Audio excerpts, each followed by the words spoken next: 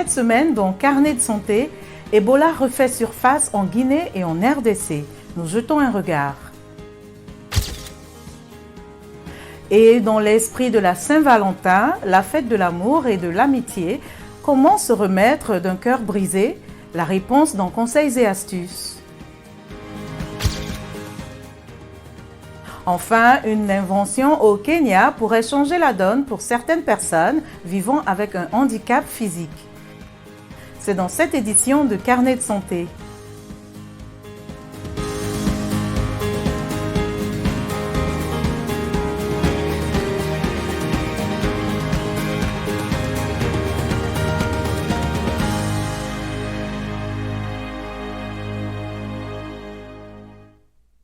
Bienvenue, merci de nous rejoindre pour une nouvelle édition de Carnet de santé. Les pays d'Afrique de l'Ouest sont en état d'alerte après la réapparition d'Ebola en Guinée. Les responsables de la santé du district de Nzérékoré, dans le sud-est de la Guinée, ont déclaré que 7 personnes qui ont assisté aux funérailles d'une infirmière ont été contrôlées positives pour la maladie et ont présenté des symptômes tels que diarrhée, vomissements et saignements. Au moins 4 d'entre elles sont décédées. De nouveaux cas d'Ebola ont également été signalés ce mois-ci en République démocratique du Congo. Les autorités sanitaires et les partenaires se précipitent pour arrêter la propagation de la maladie mortelle après que 3 cas ont été confirmés en une semaine. Provoquant une fièvre brutale, des maux de tête, des vomissements et diarrhée, le virus Ebola a été identifié pour la première fois en 1976 dans l'actuelle République démocratique du Congo. La pire épidémie est partie en décembre 2019 de Guinée forestière avant de se propager au Libéria et en Sierra Leone.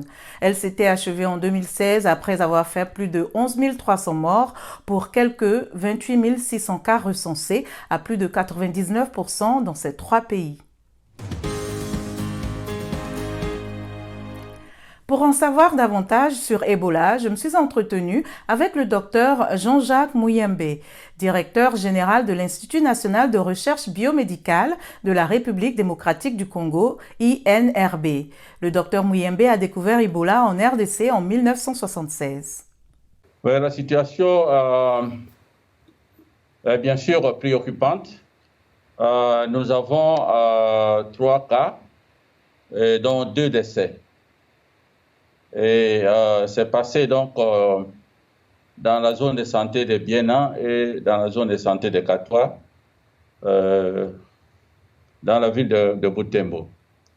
Voilà, donc dans le nord Kivu. Oui, c'est une grande préoccupation pour nous, d'autant plus que et la crise Covid et Ebola surviennent donc sur un terrain miné de conflits permanents, d'insécurité, également la méfiance de la population. La méfiance de la population. Et ça freine notre élan, ça freine notre volonté de vite vaincre, n'est-ce pas, cette épidémie. Et je pense que la province, le gouverneur de la province, le ministre de la Santé de la province et toute l'équipe de santé sont sur place pour mener des investigations pour comprendre mieux comment cette épidémie se déroule sur le terrain. Covid va vivre un peu plus longtemps avec nous, mais Ebola, il faut vite l'étouffer. Et comme je vous ai dit, nous avons les outils. Nous avons des outils pour vacciner et pour, n'est-ce pas, traiter les malades. Ainsi, on rompt la chaîne de transmission et le virus va rentrer dans la forêt, dans la brousse. Et là, nous pouvons alors, à ce moment-là, commencer à nous occuper beaucoup plus sérieusement de la COVID-19. La priorité, c'est d'abord Ebola et puis Covid. En 1976, quand nous avions vu les premiers cas d'Ebola, personne ne pouvait penser que Ebola pouvait être une menace pour l'humanité. On pensait que c'est quelque chose qui se passe en forêt équatoriale et puis ça s'arrête là. Mais avec les moyens de déplacement et nos méthodes de soigner les malades dans les hôpitaux et tout ça, Ebola est devenu une menace mondiale et les chercheurs se sont mis à étudier d'abord ce virus et ont mis au point donc le vaccin et le médicament pour traiter. C'est un progrès important. Notre anticorps monoclonal MAB114 que nous avons développé avec NIH aux États-Unis a été approuvé par FDA. Votre FDA, là, l'organisme, la fameuse organisation là, qui approuve les médicaments et les vaccins. Et c'est la molécule qui peut traiter donc les cas d'Ebola et les gens guérissent avec ça. Nous avons 300 doses ici à l'INRB, à Kinshasa, que nous allons donc amener en Guinée pour soigner les malades là-bas. Et puis nous avons aussi déjà envoyé des doses de Ebanga à Biena, donc au nord Kivu. Et donc voilà quelque chose que nous pouvons faire dans le cadre de la solidarité africaine pour venir en aide à nos amis de la Guinée.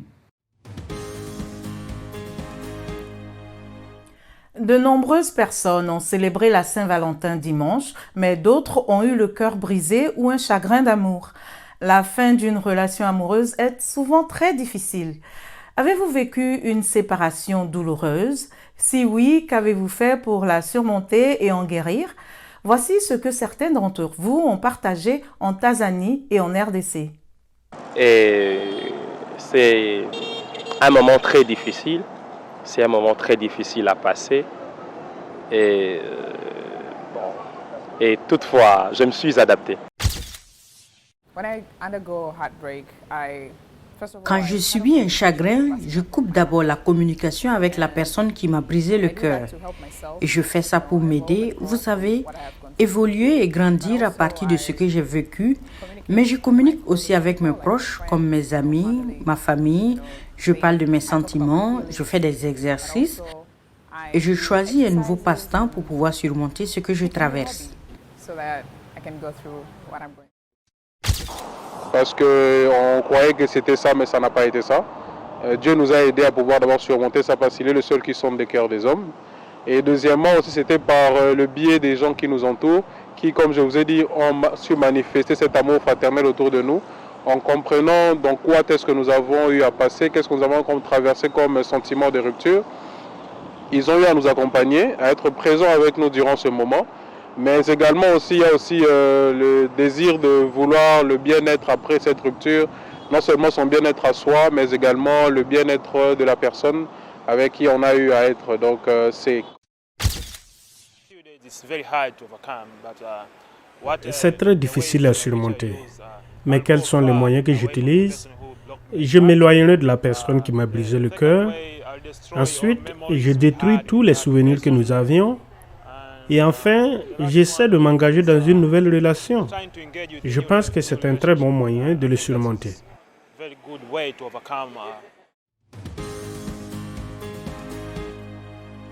Yadji Tramontini est thérapeute conjugale et familiale et fondatrice du Love Therapy Center de San Diego, Californie.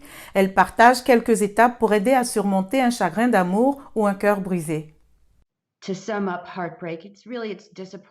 En résumé, le chagrin est vraiment une déception, surtout dans les relations. Cela peut aussi être autre chose.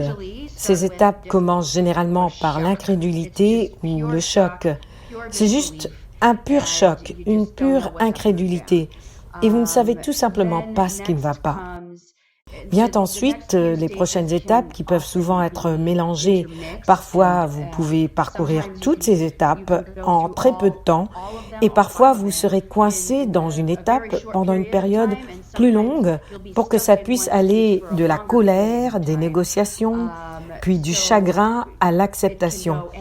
En généralement, le chagrin vient juste avant l'acceptation, mais il y en a beaucoup. Vous savez donc comment cela affecte une personne. Cela peut avoir un impact très grave sur une personne en termes de santé, de richesse et de carrière. Certaines personnes perdent leur emploi, certaines deviennent gravement déprimées et d'autres se tournent vers des comportements excessifs, abusifs ou même addictifs. Alors, n'importe quoi pour essayer d'atténuer cette douleur. La première étape est donc en fait contre-intuitive et c'est pour vous permettre de vous sentir triste. Ce que nous faisons souvent, c'est que nous essayons d'éviter nos mauvaises émotions et nous nous distrayons ou sortons souvent pour avoir des relations. Il est donc très important de vous donner du temps et de l'espace pour pleurer. Si vous étiez triste, si vous vous êtes senti trahi, blessé, rejeté, si vous vous êtes senti abandonné, accordez-vous du temps et de l'espace pour ressentir cela. Alors j'aime dire que c'est normal si vous prenez un jour pour rester au lit et pleurer. C'est bon, c'est sain. Cela fait partie de notre humanité, ressentir ces émotions. Comprendre comment nous travaillons, comment nous fonctionnons. En tant qu'être humain, nous ne pouvons pas changer notre état émotionnel. C'est un autre mythe. Nous pouvons en fait avoir la capacité de sortir d'un état émotionnel négatif lorsqu'il arrive.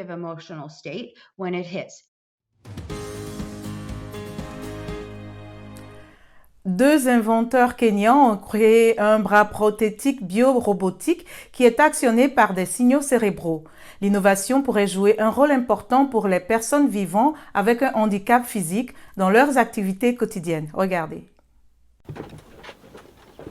Ce n'est pas un accessoire tiré d'un film de science-fiction Marvel, mais on pourrait bien qualifier David Guetta de super-héros. Avec son complice Moses Kenyua, il a créé ce bras bionique activé par des signaux cérébraux. This is an upper limb biorobotic hand prosthetic that uses brain signals. Il s'agit d'une prothèse de bras biorobotique du membre supérieur qui utilise les signaux du cerveau pour la main afin de la déplacer selon vos désirs. Cette main biorobotique utilise ces signaux cérébraux, les amplifie, les filtre, puis les convertit au courant électrique. Ce courant électrique est encore poussé vers le circuit du robot, ce qui signifie qu'il peut convertir les pensées des utilisateurs en mouvement du bras du robot. Meaning, it can convert users' thought into robotic arm movement. Le bras est fabriqué à partir de bois recyclé et d'autres matériaux. Il se déplace verticalement et horizontalement. La raison pour laquelle nous avions conçu cette main biorobotique est que nous voulions aider les personnes qui ont perdu l'usage de leurs membres, les personnes handicapées. Nous voulions leur donner, notre objectif est de leur donner quelque chose qui les aidera ou les aidera à accomplir leurs activités quotidiennes pour passer d'une personne dépendante à une personne indépendante.